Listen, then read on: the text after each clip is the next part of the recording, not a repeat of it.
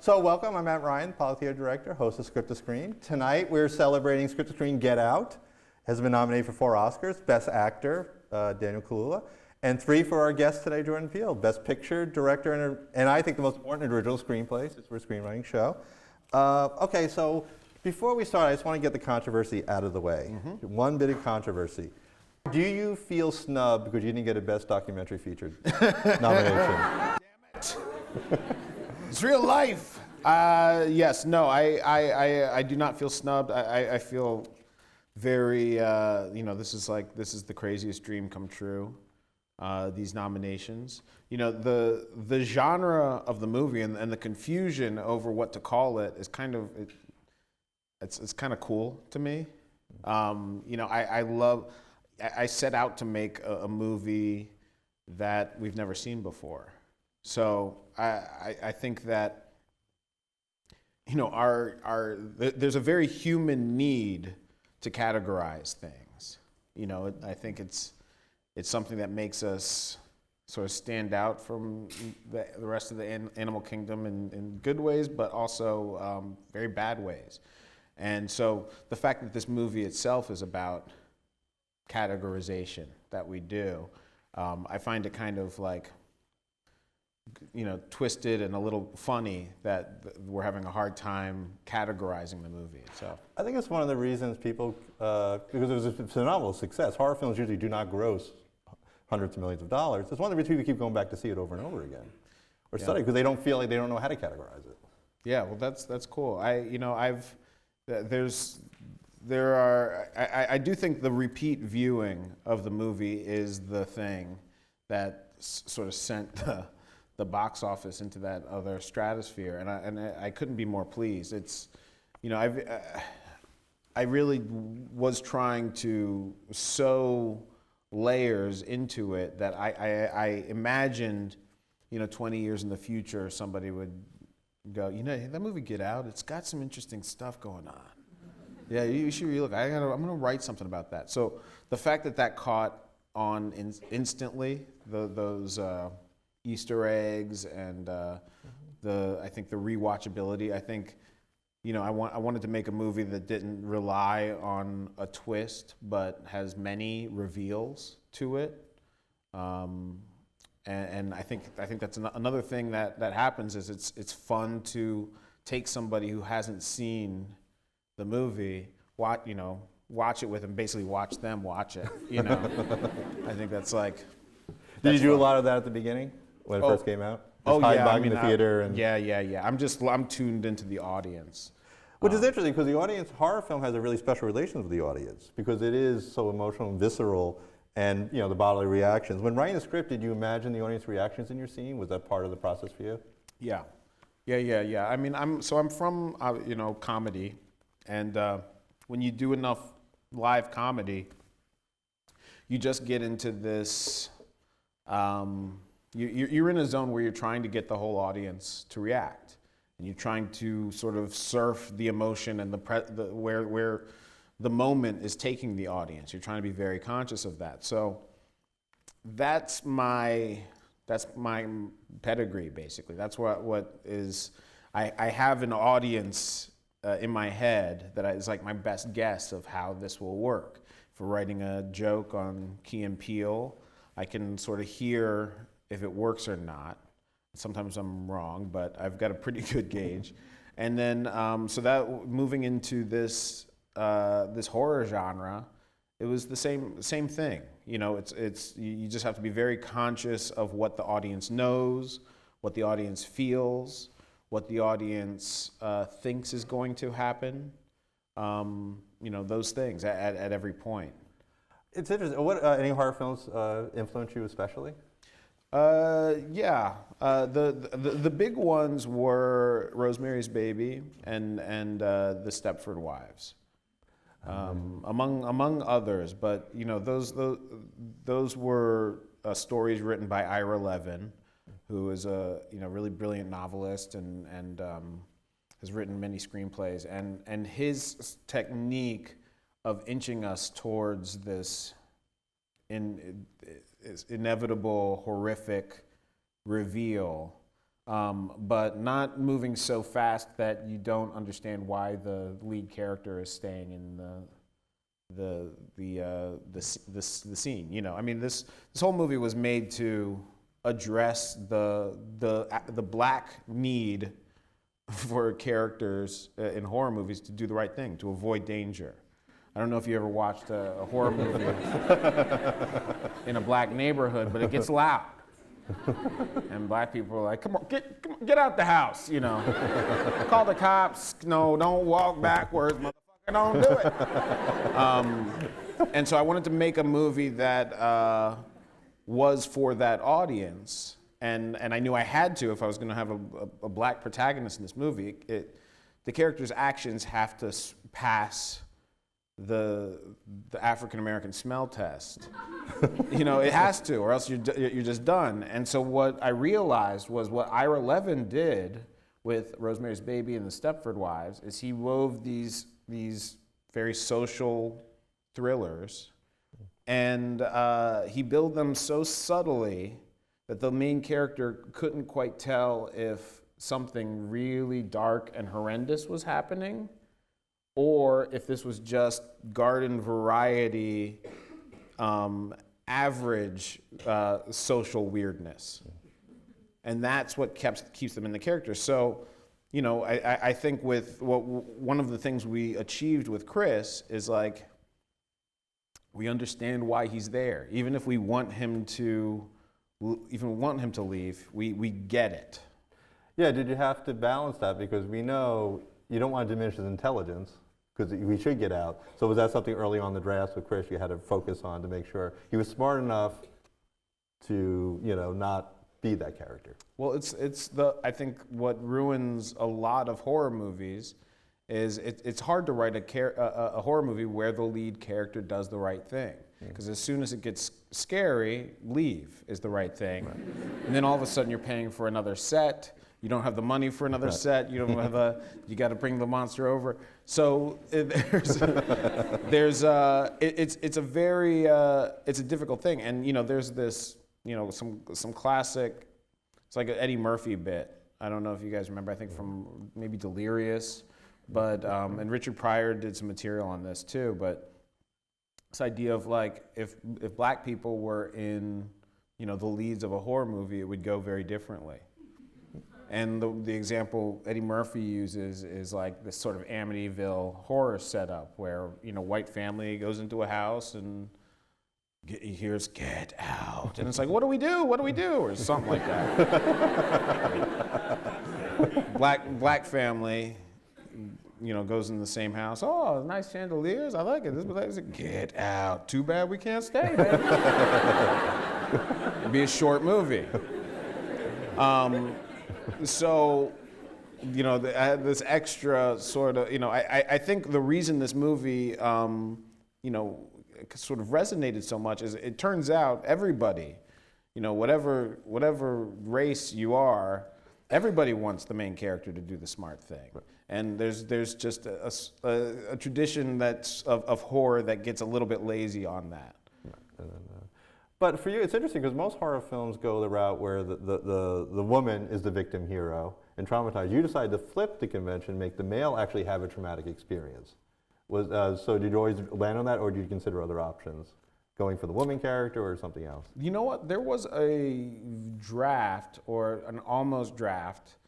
In fact, it probably wasn't even a draft. It was probably a outline, somewhere in the outline process, which the outline took me very long. I explored so many angles. And there was a point where I was exploring what if Jeremy, the brother of the Armitage family, also brought home a black woman. And that would be a moment where Chris is like, okay, what's going on here? You know, they're both, you know, both siblings, you know, are bringing home black people. It's like just one more kind of level. And that thing ended up turning into the Georgina plot line. Interesting. So, all right, so what did you see? I mean, you have an African-American experience, male experience as your lead protagonist. What did you see in Daniel? Because he's actually from Britain. Mm-hmm. Was there any reservations about bringing a British actor into it, or maybe wouldn't understand the experience as well? Or? Yeah, I mean, there were slight. You know, he never got out of my real number one spot. But I had seen him in this show Black Mirror. I don't know if you've seen it, where he does the full range of emotion that I needed, and it's this beautiful performance. So I got in a Skype with him, and you know, he was, you know, we talked about this very thing. I was very upfront. I was like, look, so this is the African American experience I'm trying to portray here. I'm a little worried that, you know, I don't know what your experience is. And he was like, yo, let me tell you something. Let me tell you something. This is a movie my friends and I have been asking for forever. I have to do it. And he totally got it, you know. And he said one thing he said that really just sort of ended that part of the conversation for me was he was like, look, black is black, you know. Look, being black operating in white spaces is what it is. I recognize all these moments. And he's like, you know, the further thing of in Britain, I'm African. I'm African. I'm an extra outsider, you know. And I very quickly I was like, okay, he knows this world. He knows the emotion that I put into this movie. Now, we talk Allison, William, and Rose. I mean, in Acts 1 and 2, the audience completely buys that she's on his side. You know, the great scene with the cops, like standing up for the race. And then, of course, you know, the complete flip when she turns evil and eating Fruit Loops and stalking people online to, I'm having the time of my life. We also buy that. Yeah. Like the switch when you want us to. What did you see in Allison that made you think she could play all of that so perfectly? You know, she's extremely naturalistic performer, as I've seen in Marnie on Girls. You know, she feels like a very real person, which to me that was the first part of the movie. The first Rose that we meet just had to feel real, and she had to feel like the person you would cast if this was a movie about an interracial love story that was going to conquer all in the face of whatever horror is coming. Like, we really had to feel that. Now, when I saw her in Peter Pan, right? And there's something about so I knew she was like musical theater. There's something about musical theater people that's like, there's a psychopath in there. I started a musical theater, so I know, but there's a precision to it, and there's this weird ambition to it, and it's. So I sort of knew that other part was in there as well. And when we started talking about it, we were just talking about it in very precise ways, because of course, this character, it's like the movie depends on us not figuring this character out, which ended up being much more, probably the hardest part of this movie. You don't want to give away too much, because then when it's evil, at the same time you want us to look back and say, oh yeah, I can kind of see that. Yeah, and by the way, we've got this character who's bringing him into harm's way, and it's her family. So the clues are there. That's why it became extremely difficult, to want an audience to not suspect, well, maybe she's in on it, she's bringing him there. It's almost impossible. And so what it became about for me was, people will suspect that. I give the audience the benefit of the doubt. They will go there. They're going everywhere. How do I take them back from that point and convince them, but nah, that's not this movie though. This movie would never do it. And so, there was a couple of scenes that in the original script, I had, after Jeremy, the brother is like trying to put Chris in a headlock downstairs. We go upstairs, and there's a scene between Chris and Rose. And in the original script, Chris was like, see, I told you, this is not what I was you know, this it's making me uncomfortable. I don't want to be here. This is what I was afraid of. You didn't see it, and now you're. And she was kind of like pacifying him. She was like, look, no, I know my family. I see it now. They're a little bit clumsy, and they're a little bit like say the wrong thing, but they really mean well, and just give us a chance. Do this for me, baby. And watching them in rehearsal, I was like, oh no, I'm onto her, right? Like the audience is feeling what Chris is feeling, which is like, get out, get out, get out, get out. Right. And for her to be the one that's, you know, taking away those arguments was just too much. So we flipped it. And that's where her sort of awakening, you know, kind of came from, which, by the way, actually plays more realistic and has a sort of realistic merit where she's the one who's like, she's dating this black guy and she's seeing for the first time racism. And it's my dad said, my man, what the f is that? My brother he was about to strangle you. He's never done that. Like what? She was having this crisis and he's the one that's like, actually, this is kind of like normal racism. Like, I'm cool with it. I didn't want to get shot, but I can handle this. This is a. So all of a sudden, now she is sort of representing what the audience is feeling, but we're also at the same time going, but you don't know what you're talking about. And but she's definitely not trying to keep him there. She's not trying to pacify him. If anything, she's trying to work him up. And he's the one that said, so that little flip, and a couple of times really. But it's also set up well because early in the movie, we buy that she's actually comfortable and he's not. Remember, she had to convince him to go in the first place. Right. So set up well because now okay, now they're both, you know, a little clueless, but they're still in love. That's right. Yeah. And the other thing that really worked in my favor is that there's this trope of the white savior in movies about race. And so, what turned out is I think the audience instinctively knows, even if they're not thinking about it consciously, it's like there are no movies where there's not at least one good white person to give white people that out. Like I'm her. It just doesn't exist. It's part of the sort of comforting of this piece of the black experience. I wanted to make some mischief with this thing, so that it felt important to me that ultimately I could use the history of film to help disguise my twist and ultimately have this reveal, which is like, there are some places you can go where all white people are evil. It does exist. There's never been a film about it, but there is now. Well, speaking of twisting, because I found it interesting on the tour, you throw in the subplot of the grandpa losing to Jesse Owens, which ties in later to eugenics and, the whole thing. How do you want to play with that convention, that subplot of the German Nazi fascism? Well, yeah, I wanted I went to the Nazism sort of angle and this grudge that his grandfather had from Jesse Owens, just to sort of bake in a certain motive or a feeling like, wait, you talking about Nazis now? What are we doing?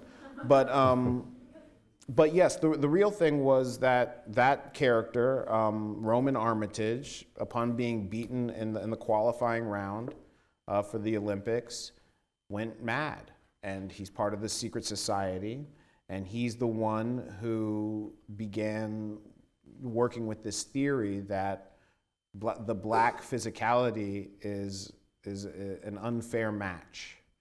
That we have, the white people have the determination and the intelligence and the internal ability. Black people have this unfair body. That's the only reason I could be beat by Jesse Owens. So that's where, he's the patriarch of the family. That's kind of where that whole thing comes from. Of course, that's why the groundskeeper is always running, is he's trying to beat Jesse Owens' time. I also find, but one of the first characters of Raise Suspicion is Walter and Georgina, because you are sensing they're not talking normal. How do you go about directing actors who are being kind of hijacked by someone else's body? I really nailed it with casting, first of all. Or I should say, we nailed it with casting. Thank you. Yeah, those characters were so important to the movie, and yet I didn't, going into the auditioning process, have the clearest sense of what they needed to be. So Marcus and Betty brought so much just by being them. And Marcus's take on the Roman role was this, whereas I had at some point thought of it very Stepford Wivesian, or whatever you want to say.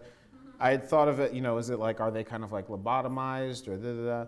Well, Marcus came in and his performance was so crisp and vibrant, and it had this feeling like you were talking to, Walt Disney himself.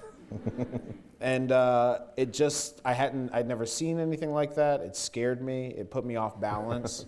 And so he snagged it with that audition. Betty came in and has this quality of her where, she can do this character that feels like, yeah, there could be an old white lady in there. First of all, and then when we got to her scene, it was just like watching just an absolute master work. She came, she did the scene. It was just perfect. I was like, wow, you pretty much got it. You want to do another one just so we do another? She does another one, it gets a little bit better. Like, okay, great. All right, well, let's dial up the crazy a little bit. This is a scene where like it had to be the scariest scene in the movie this far, and on paper it's really a conversation. So I'm just basically telling her, give me a little bit more crazy. Give me a little bit more crazy. Like get me more nose. Give me more. And we did it 11 times, and I was like, well, we could do this all day, because it just keeps getting better. And so we got it. And I was like, unless you want one more. She goes, give me one more. We did, and that's the one that's in there. So let's go to the sunken place. Mm-hmm. How difficult was writing that scene?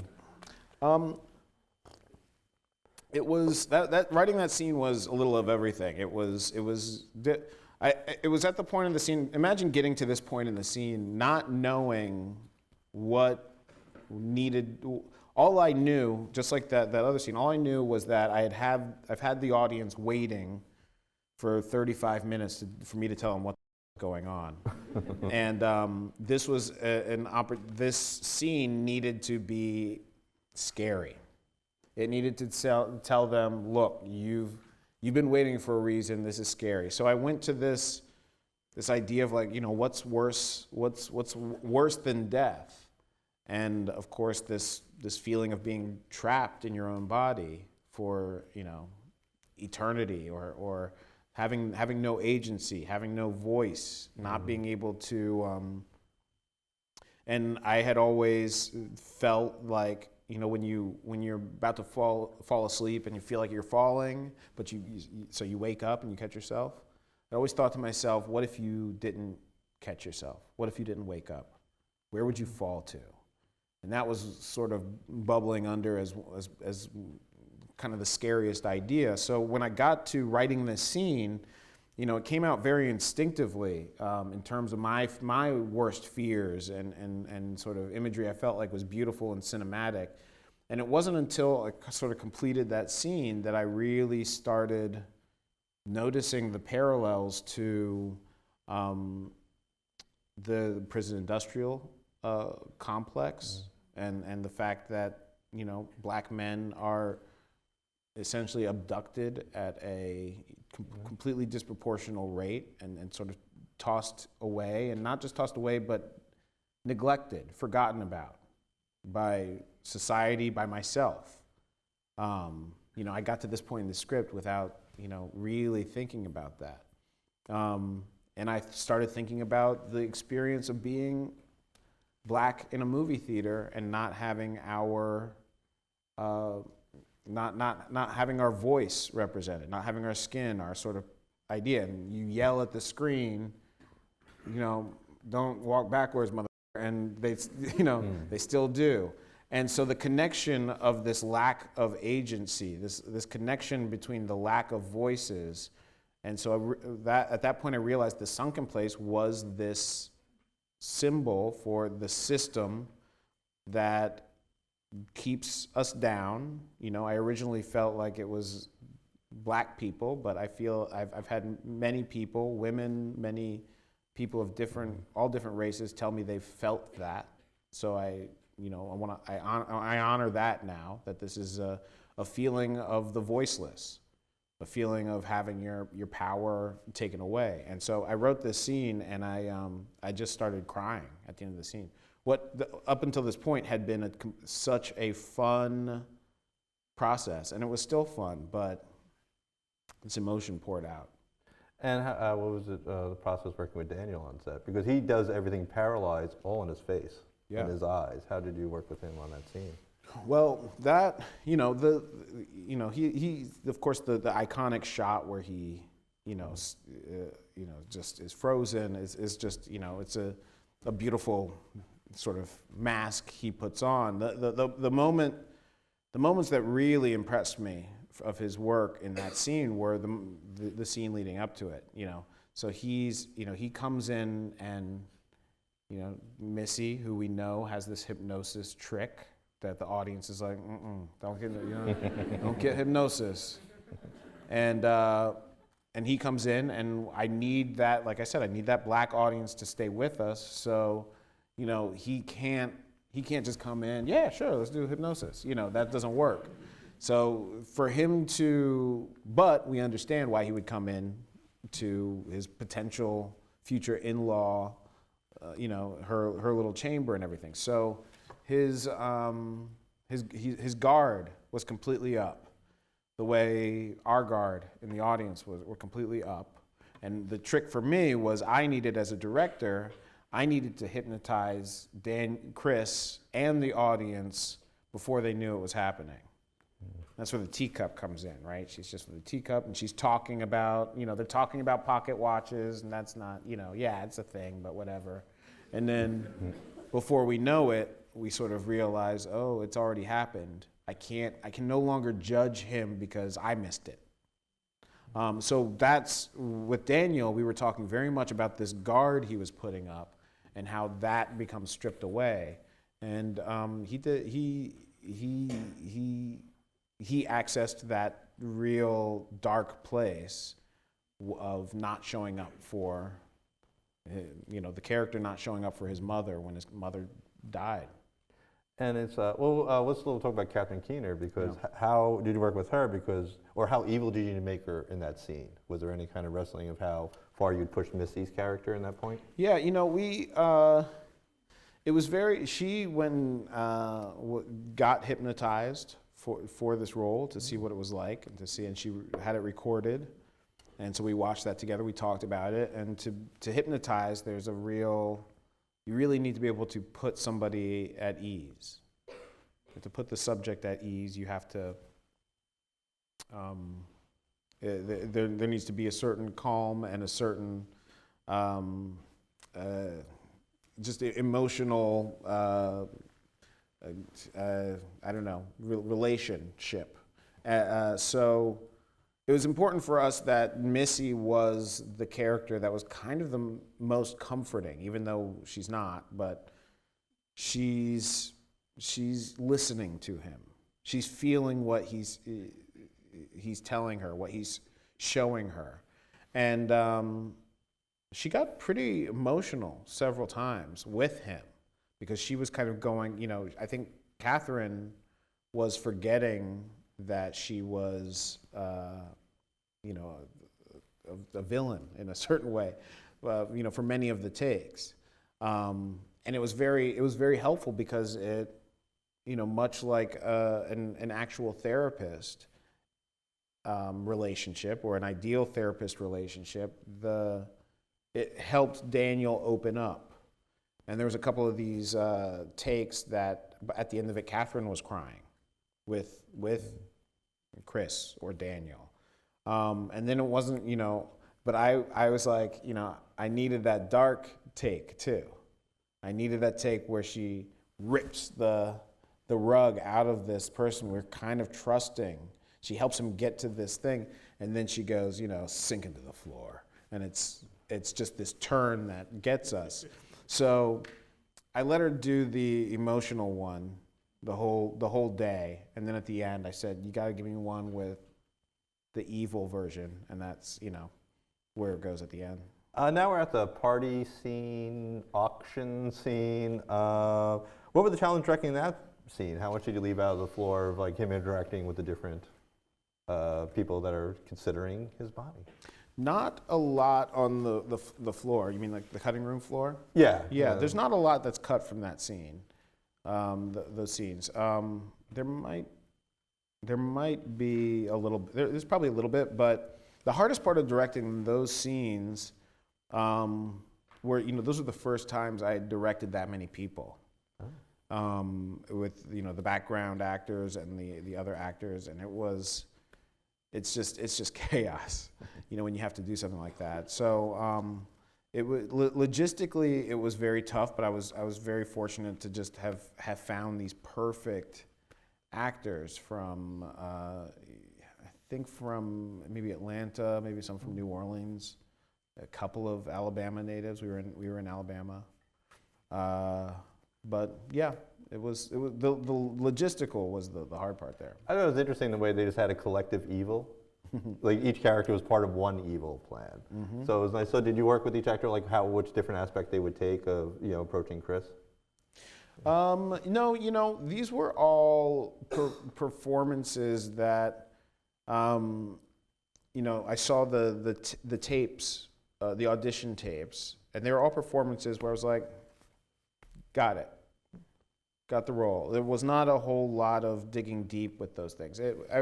I really had to spend more time with Daniel and Allison to make sure that their reactions to what they were saying were making sense to the audience. That Daniel has to get angry. They both have to get angry enough that we sort of like them, that they're seeing what we're seeing. But they can't get so angry that it releases all the tension, and it becomes we have to save that release till the end of the movie. And now, of course, we have Andre, the pivotal moment of that scene. How did you work with him? Because did you approach him differently than Walter, and Claudina, or did you because he is the one that really finally gets Chris like, I gotta get out of here. Yeah, I think I had already worked with Marcus and Betty for a while before Lakeith came in to do his role, and Lakeith is an interesting one because he's so cool, and if I dressed him, I tried to dress him in like the squarest shit in the world, and he looked even cooler. I was like, how does that work? It's like you're making a chill choice. So really, the hardest part with Lakeith was getting. I was like, this guy can't be cool. This guy can't be cool. We have to find something, and we ended up finding this sort of glaze. This glazed over. We kind of went a little bit more Stepford Wives with him. To find it, and he, found this Logan character. I think is so funny, his portrayal of this character. But also, Lakeith is a guy who has a very, unlike what I said about Marcus and Betty, he doesn't have that readily available old white guy that you can see in there, and because we meet him in the beginning and meet him walking down the street. I knew I needed that part to be sort of just an authentic dude. And then when we see him later in the party, it to feel like, this is wrong. This guy's cool. I know this guy's cool. The other ones I didn't meet, so they could be who they are. But this guy, I know he's cool. So that's kind of how we talked about it. All right, so you have an hour and 45-minute long horror film that's really getting under our skin. So you need a little release. So now comes Rod. Yes. So how did you approach his character because of trying to break all this tension? It was just that, I certain amount into writing a draft or an outline or something, I realized, like, look, we're at this point in the movie, the point when they make the second call, the call from Rose's parents' house. It's like, look, I'm putting this audience through such an uncomfortable, stressful experience. They need a release. They need a relief, like you said. So he came in when his audition was kind of imperfect. Like, he didn't, like, he kept forgot the lines, and it was, but it doesn't matter at all. It did not matter at all, and because you could just tell, it was one of those situations. I didn't know I was writing it for him, but then when he came in, I'm like, that's the dude. That's the dude I was picturing. So for him, he came in, and like I said, he did his pieces in isolation. Like, we only had him for 2 days.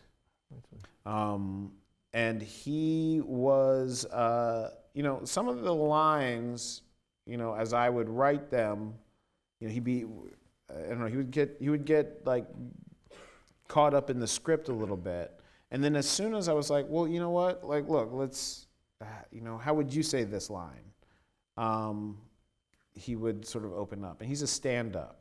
So this was a situation where, I really ultimately asked him to approach the scene from a stand-up perspective. He's going on these little mini rants. He's talking about these crazy theories he has, these crazy ideas, and Jeffrey, and that's where he rolls, and it's just like, it just feels like your best friend. All right, so now you have really the big climax, the fight scenes. You have, starting with Chris cotton in his ears, killing Dean, Missy, fighting Jeremy. What challenge did you have in that whole sequence? Because it's only a couple of minutes, but it's really tight. Well, we had very little time to shoot it, so that was the first big challenge, and I'm so happy with the way it turned out. I mean, I think a great action sequence, it's basically this series of a victory and a setback, and then a victory and a setback, and to be able to change up the type of victory and the type of setback, so that it's not, I'm not into. I spoke to my stunt coordinator, who's a guy named Mark Vanislow, who's a just great stunt coordinator. But I always talk to him about, like, this isn't action movie action.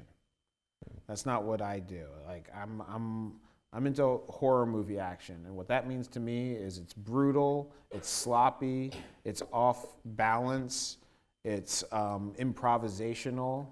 The energy changes, but also that I don't need to see it all.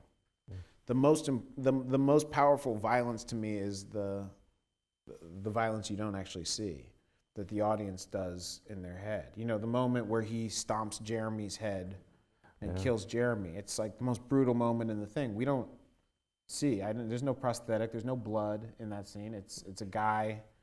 It's Chris is stomping a pillow, and Jeremy's moving his legs and that kind of thing. So that's the sort of philosophy I went to is if you put too much gore, if you show too many, if you show a knife going in, you're sort of taking away from the brutality and the audience's involvement in a way. It's also a good use of with sound. Yeah. You can, in Searching Harflin, you can use sound because you had the sound of the drill with the brain. We actually heard it more than saw it, and that. So how did you work with your sound designer to create kind of these eerie moves? Well, we were just, the sound was, I just feel like sound is 50% of the experience. We sit there, we watch and we listen to a movie. So you have to put in as much energy into the oral experience as you do the visual. we went just beat by beat, and my Foley guy got some great sound design, and then it was very similar to the visual editing process, just beat by beat. Does this work or doesn't it work? So now we're at the end. So what did you always want to circle back to Chris's guilt about his mom when he hits the grandma? Was that always the intention, or? That's a good question. I don't remember if that was a fix. So the part he's talking about, he hits Georgina, leaves her in the road, yep. And I knew that I wanted. I don't remember, but I do know that when we got to, I knew that was going to be one of the moments where the audience is like, no, you do not go back for that. We know that's not her. That's not, and so I knew I needed that to happen. I needed this scene to, the setbacks and I needed to play this moment. So it was a question while we were shooting it.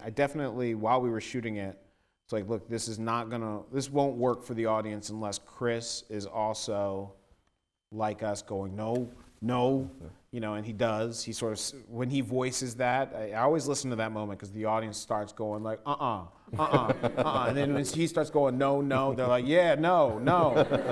But then I believe it was in the editing phase I decided that I needed to connect the dots for the audience, that one last thing, show him as a kid and show the shot of Georgina one last time with the tear coming down her face to sort of signify this connection of like, if he doesn't get her now, he's never going to beat his demon. And that by seeing her face and that tear, we are reminded, but she is in there somewhere. She is in there.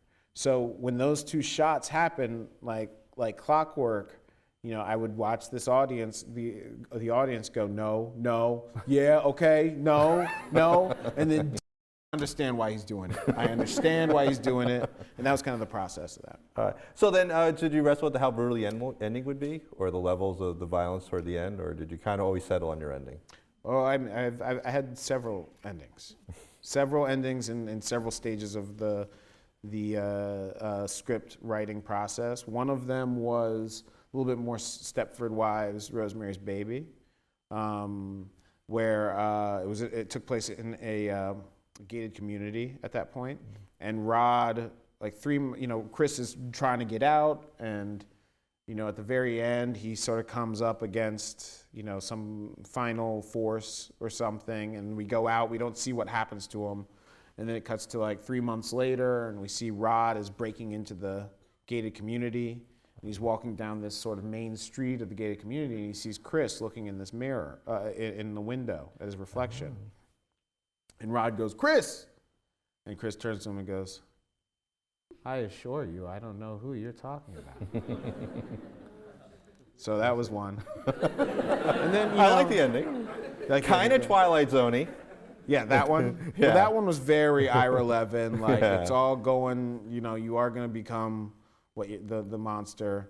But the one, and people probably know that there was another one we shot where he ends up in prison, which was very, I think we just, the ending that, I have in there is, has all the benefit of that ending plus a hero at the end for the audience. So.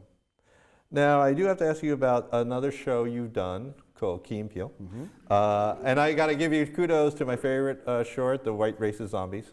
I love that short. But how did working on all those really short films really prepare you for feature directing, like exploring your craft? Well, that's it. It's the ability to go back and let your story be informed by the limitations.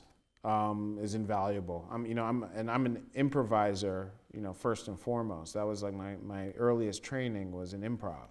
So, with Key and Peele, it's money was always an issue. as it is with every movie and every TV show ever. So as soon as I come across oh, but you can't have this, or, oh, you actually can't shoot this in an auditorium, you can shoot it in a classroom, I go back and say, well, why is a classroom better than an auditorium? And then you rewrite the scene towards that. So my philosophy coming into Get Out, which was we did for $4.5 million, we did for 23 days, and my philosophy was like, anything they throw at me has to be the best choice that the fates have decided for this movie. And I just have to rely on my imagination to figure out why. Well, we always end our show with the same question. Could you tell us about a childhood movie theater experience you had, or a special movie that might have influenced you, going with your family or something like that?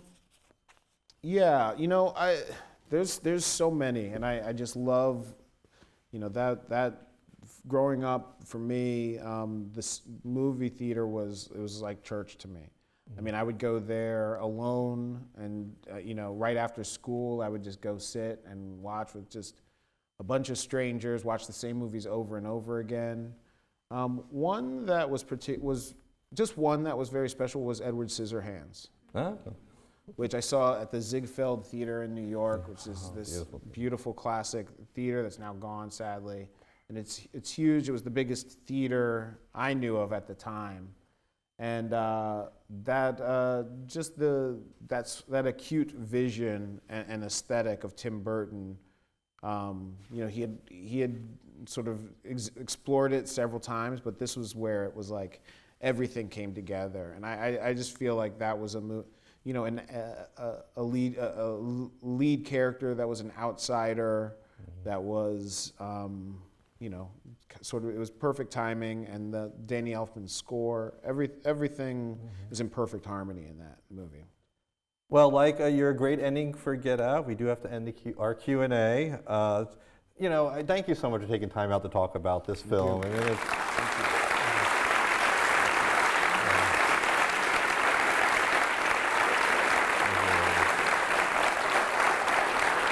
you. There you are. Thank you. Thank you.